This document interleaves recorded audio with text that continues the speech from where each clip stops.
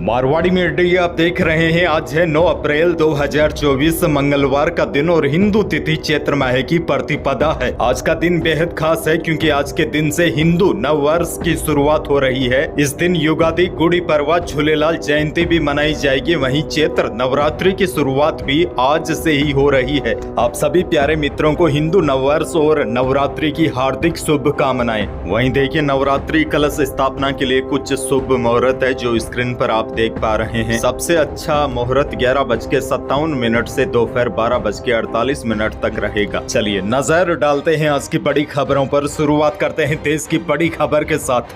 बड़ी खबर, छत्तीसगढ़ में पीएम मोदी का बड़ा बयान। पीएम मोदी ने कहा, छत्तीसगढ़ के कांग्रेसी नेता मोदी का सिर फोड़ने की धमकी दे रहे हैं। मोदी इन धमकियों से डरने वाला नहीं है। पीएम मोदी ने कहा, आप बताइए, गरीबों को जिन्होंने लूटा है उनको सजा मिलनी चाहिए कि नहीं। मोदी ने भ्रष्टाचार खत्म किया है, उन्होंने बचाने का काम किया है। पीएम मोदी ने छत्तीसगढ़ के जगदलपुर के आमाबाल गांव में चुनावी सभा को संबोधित करते हुए यह बातें कही।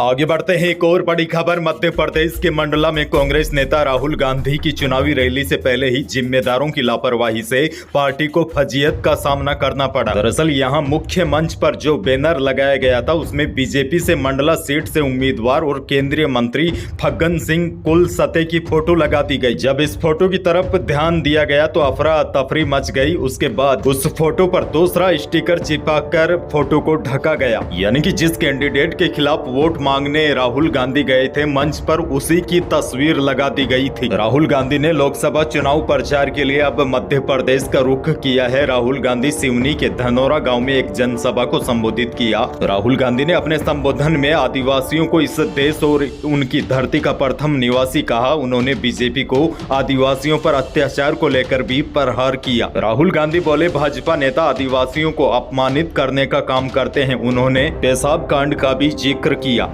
आगे बढ़ जाते हैं, राजस्थान से बड़ी खबर। जिन सड़कों पर कार, बस और ट्रक दौड़ते नजर आते हैं, उन्हीं सड़कों पर तेजस जगुआर जैसे लड़ाकू विमान को उतरते हुए देखकर राजस्थान के लोग चौंक गए। पहले तो लोगों को लगा कि शायद कोई इमरजेंसी लैंडिंग हुई है, लेकिन यह सब कुछ पहले से ही प्लान था। दरअसल भारत पाकिस्तान बॉर्डर से 40 किलोमीटर दूर सांचौर से गुजर रहे भारतमाला प्रोजेक्ट हाईवे 925A पर 3 किलोमीटर लंबी एयर स्ट्रिप तैयार की गई है। आम दिनों में तो यहाँ से 4 पहिया वाहन गुजरते नजर आते हैं, लेकिन युद्ध की स्थिति में इमरजेंसी के दौरान विमानों को उतरने के लिए यहाँ एयर स्ट्रिप तैयार की गई है और अब इस एयर स्ट्रिप को वायुसेना को सौंप दिया है। एयर स्ट्रिप का हैंडओवर लेने से पहले वायुसेना ने सुबह करीब 10 बजे तेजस लड़ाकू विमान की लैंडिंग कराई। सड़कों पर उतरते हुए लड़ाकू विमान को देखकर एक बार तो लोग हैरान रह गए। उसके बाद पता चला कि यह प्लान पहले से ही तैयार था।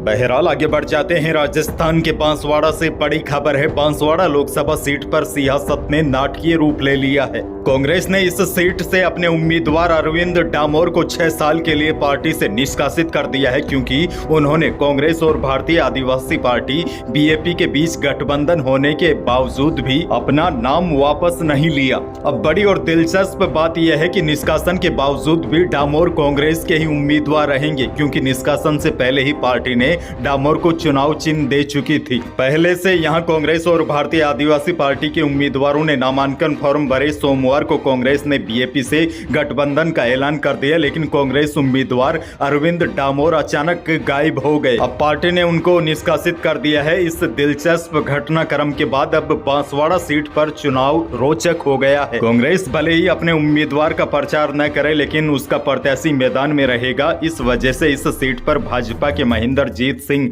मालविया, बीएपी के राजकुमार रोत और कांग्रेस के चुनाव चिन्ह पर अरविंद डामोर चुनाव लड़ेंगे। पार्टी ने भले ही इनको निष्कासित कर दिया, लेकिन चुनाव चिन्ह इनका हाथ ही रहेगा और यहां पर मुकाबला त्रिकोणीय हो गया है। आगे बढ़ते हैं, राजस्थान से एक और बड़ी खबर। राजस्थान की सबसे hot seat Barmer Jaisalmer Lok Sabha seat बनी हुई है। निर्दलीय उम्मीदवार रविंदर सिंह भाटी की ओर से नामांकन के दौरान उमड़े जन सैलाब ने सियासत में भूचाल ला दिया है। इससे कांग्रेस और बीजेपी दोनों में खलबली है। माना जा रहा है रविंदर सिंह भाटी कांग्रेस और भाजपा दोनों की ही जीत में सबसे बड़ा रोड़ा बनकर खड़े हो गए हैं। ऐसे में भाटी को रोकने के लिए कांग्रेस और भाजपा दोनों ही गोपनीय प्लान के तहत काम करने में जुट गई है। बीजेपी की बात करें तो अब पीएम मोदी ने इसकी जिम्मेदारी मुख्यमंत्री भजनलाल शर्मा को सौंप दी है। इस सीट पर मुख्यमंत्री भजनलाल शर्मा खुद नजरें गड़ाए हुए हैं और फीडबैक ले रहे हैं कि पार्टी की स्थिति कैसी है। और सूत्रों की माने तो 12 अप्रैल को खुद पीएम मोदी बीजेपी को जीत दिलाने के लिए बाड़मेर जैसलमेर आ रहे हैं। सूत्रों की माने तो आगामी 12 अप्रैल को पीएम मोदी बाड़मेर आ सकते हैं। सियासी चर्चा यह भी है कि पीएम मोदी ने इस सीट पर दौरे की जिम्मेदारी सीधे राजस्थान सीएम को दी है। आगे बढ़ते हैं नागौर से बड़ी खबर। नागौर लोकसभा सीट पर भी चुनाव बड़ा रोचक होता जा रहा है और यहाँ पर तो जबरदस्त जुबानी जंग चल रही है। भाजपा प्रत्याशी ज्योति मिर्धा और इंडिया गठबंधन के उम्मीदवार हनुमान बेनीवाल की जुबानी जंग अब डिग्री तक पहुँच गई है।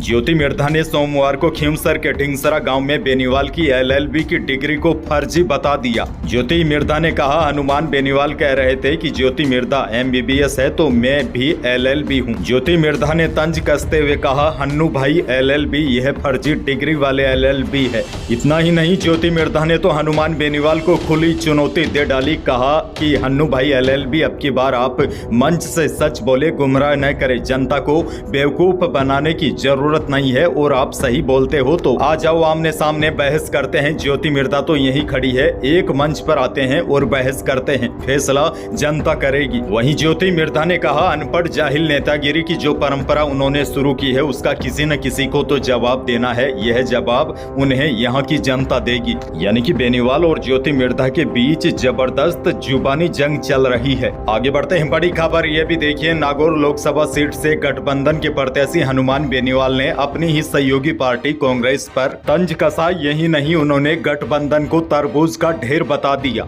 जायल के गोराऊ गांव में रविवार रात आयोजित सभा में RLP संयोजक बेनीवाल ने कहा कि गठबंधन की एक पार्टी के 5 लोग खड़े होते हैं, 6 वापस बैठ जाते हैं। गठबंधन तो तरबूज के ढेर जैसा होता है। हनुमान बेनीवाल ने यह भी कहा कि कांग्रेस के 5 से 7 लोग ऐसे हैं जो कांग्रेस का दुपट्टा पहनकर भाजपा का प्रचार कर रहे हैं। आगे बढ़ते हैं, लेकिन उससे पहले मौसम से जुड़ी बड़ी खबर है। राजस्थान में 10 अप्रैल से back to back 2 western disturbance सक्रिय होने की संभावना है। इससे 16 अप्रैल तक बारिश और आंधी का दौर बना रह सकता है। इसकी वजह से दिन का तापमान सामान्य रहने की संभावना है और रात का तापमान भी फिलहाल नहीं बढ़ेगा। मौसम केंद्र जयपुर के निदेशक राधेश्याम शर्मा ने बताया कि राजस्थान में 9 अप्रैल तक मौसम साफ रहने की संभावना है। तापमान में हल्की बढ़ोतरी देखने को मिल सकती है, लेकिन 10 अप्रैल से पूर्वी हवाओं के प्रभावी होने की वजह से दक्षिणी पूर्वी राजस्थान के कुछ भागों में मेघ गर्जन के साथ बारिश होने की संभावना है। यह सिस्टम 12 अप्रैल तक एक्टिव रह सकता है। उसके बाद 13 से 16 अप्रैल के दौरान एक और मजबूत पश्चिमी विक्षोभ के सक्रिय होने की संभावना है। इसके प्रभाव से राज्य के कई भागों में